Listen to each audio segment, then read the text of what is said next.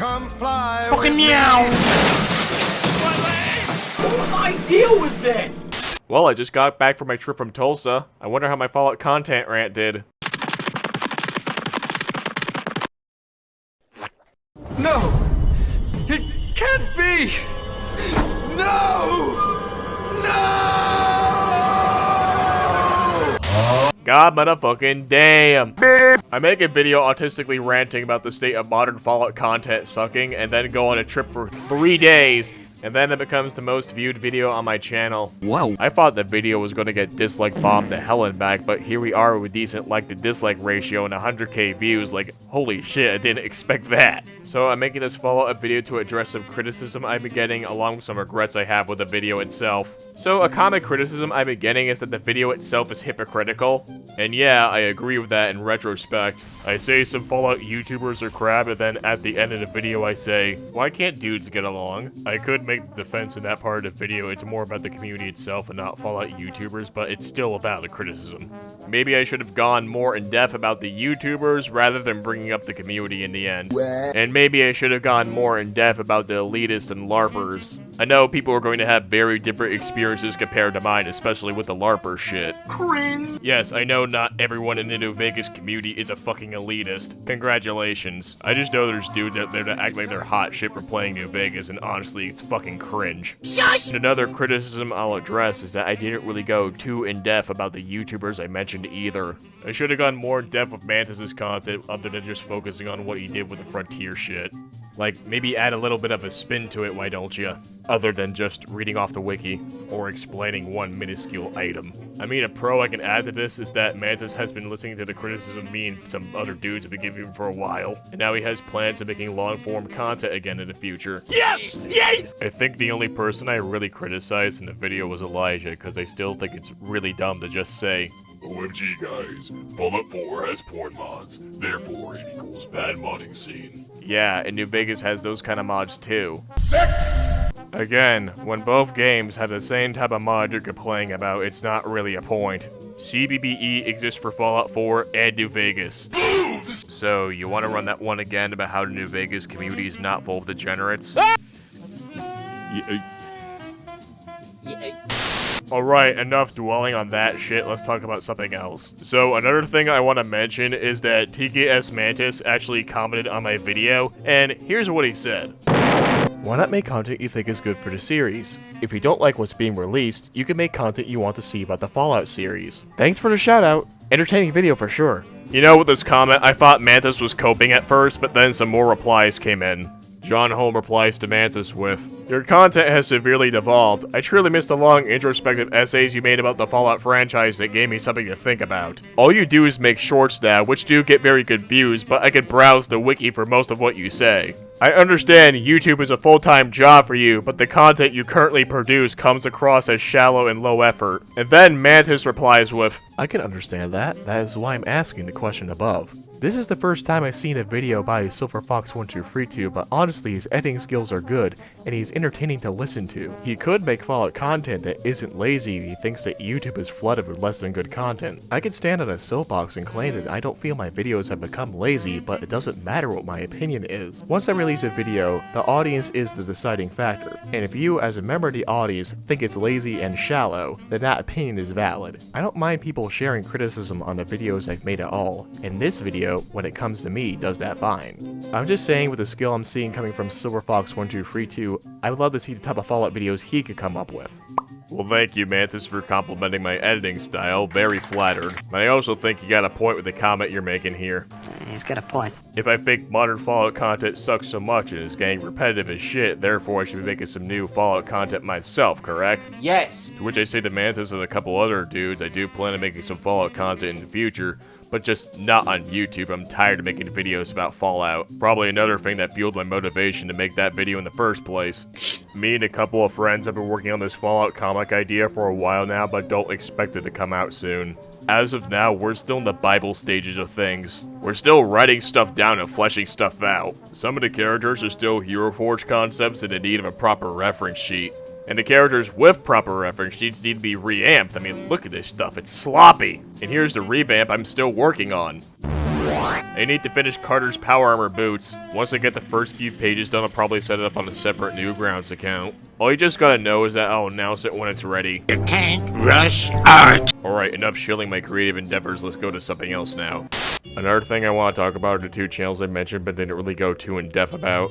Notaire and Kretosis. Bird up! As for Notaire, at first I thought he was just another TKS Mantis clone. I mean, could you blame me? But in retrospect, I think I judged him way too harshly. Sure, he does some factoid and lore videos, but he does some other stuff too. Like his video criticizing the Raiders in Fallout 3 for just being there and adding nothing to the story at all. And in Fallout 4, at least the Raiders in that game actually had some named factions. There's also his videos where he grouped up that fact stuff into just like one video instead of being just 20 seconds long. One example I could bring up is the Protectron one. Gives me a lot of Ketogenesis vibes, or that one dude with the camel icon. I can't remember his name. There's also his two short videos going over the pros and cons of 76. I like how both videos don't come off as pretentious and actually talk about both the pros and cons of the game. So I think in retrospect, me comparing Notaire to Mantis was overtly harsh, and I just went way too fucking hard at him for no good reason. Think I owe the dude an apology for that. Now comes the part where I talk about Kretosis and his infamous 8-hour-long video. You know, funny enough, I actually tried to watch that shit in the past, and honestly I thought it was the most nitpicky thing I have ever seen. And for the sake of this Fallout video, I did watch some of the video again. Mostly through the Vault and Megaton bits, because I don't have a fucking enough time to watch this shit. I can get Kree countering True Nerd's points trying to make Fallout 3 look better than it is, because yeah, it's not that good of a game. I'll still die on the hill saying that Fallout 3 had good side content and concepts, but that's really about it. I say concepts because the game has a lot of good shit in it, but it barely develops on a lot of stuff. The Brotherhood of Outcasts are a really great example of that. And while I do agree with Kree's points to countering True Nerd, I don't agree with his points countering the game itself. Like in the bits where Kree talks about the Vault escape scene, I do agree with some of the points he makes here. Like the point he makes here saying that there's nothing in the tutorial segment that has a long-lasting effect on the game, other than just being compassionate to Butch and helping his mom not get mauled to death by radroaches, or shooting the Overseer in the face or not. And it's a fact you can't really pacifist Fallout 3 unless you glitch the shit out of it. Is the part where the video goes into the Megaton bits, I just start disagreeing with Kree. The only gripes I have with Kree's video right now is that when he's disproving where food comes from in Fallout 3, he focuses way too much of the Enclave having pre-war food with a little bit of rads in it. But in this part of the video, he never really extends on his point of where the Enclave gets their food from. Feels like a light mention, really. The Enclave. The guys who are all about their genetic purity. The people who wanted to exterminate all of the contaminated and mutated people and creatures of the wasteland have no proper fresh food source as well. In Raven Rock, in their kitchen, is 200-year-old irradiated food. I guess they just took a page out of Moira's book before she even wrote it.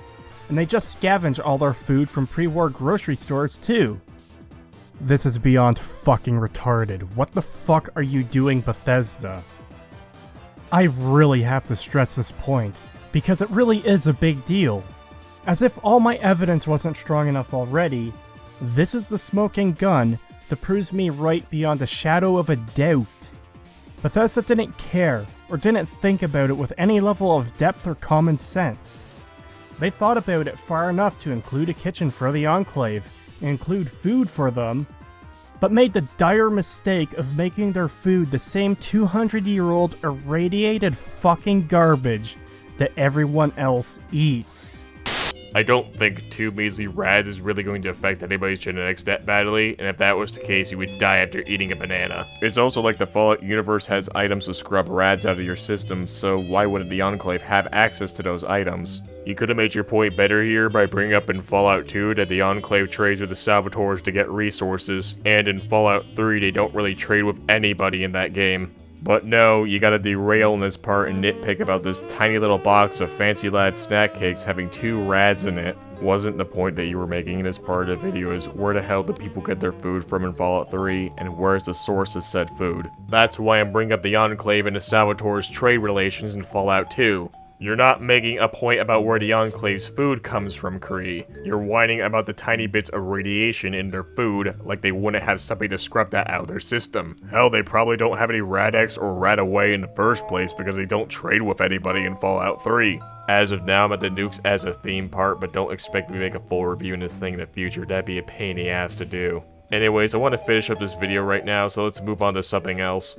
I originally made the Fallout Content Sucks video because I've been seeing people following trends when it comes to making Fallout content. Dudes making lore videos that feel all the same and have barely any spin to them. And dudes copy-pasting the same meme formula over and over again. So you know what I'm going to end this video off with? I'm going to end this video off with a shout-out segment. So I'm going to shout out some Fallout channels that bring some new shit to the table. Anyway, here we go. So the first shout-out I'm going to do is for Mutant Mods. Comparing him to other mod videos, he actually gets to the point of what the mod is about and what it does, other than just stretching one mod out to the point where it feels like it's all fluff. He also doesn't cover just one type of Fallout game. He covers New Vegas, Fallout 4, hell, even Doom. He also doesn't just do mod videos, he also does conversion videos as well.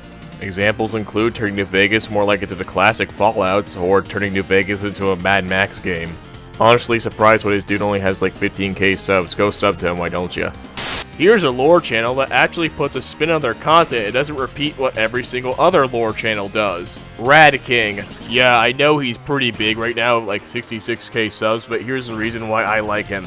I like the addition of his Children of Adam character he puts in his videos. I really hope he does something more of this character in the future, like the lore you're hearing is being told from a person in the Fallout series, like they did with the Storyteller. I also like the other videos he does that aren't just lore related and talking about tiny items in the series. Examples being his Fallout Fans video where he talks about the different types of fans that enjoy the Fallout series. Gotta love how he goes after every single kind of fan in the video. To the ones that love Fallout 3 and will defend it at any cost, and to the ones that also think that playing New Vegas and 2 make them have a higher IQ than everybody. Yes, do not worry, the beatings will come, you will be beat, there is no escape. I also love his 50k special where he talks about his controversial opinions on the Fallout series, along with his theory video on the Talon Company. I see a lot of potential for Radking and I hope he does some different stuff in the future. Go ahead and give this dude a sub. Another dude I'm going to talk about is a guy that actually reached out to me in my comment section, and that dude in question being NTM Fallout Productions. He does a lot of machinima-based Fallout content, and I'm going to be honest, it actually is pretty well filmed. Whether it be story-based stuff or music video-based stuff, it's actually pretty goddamn good, dude.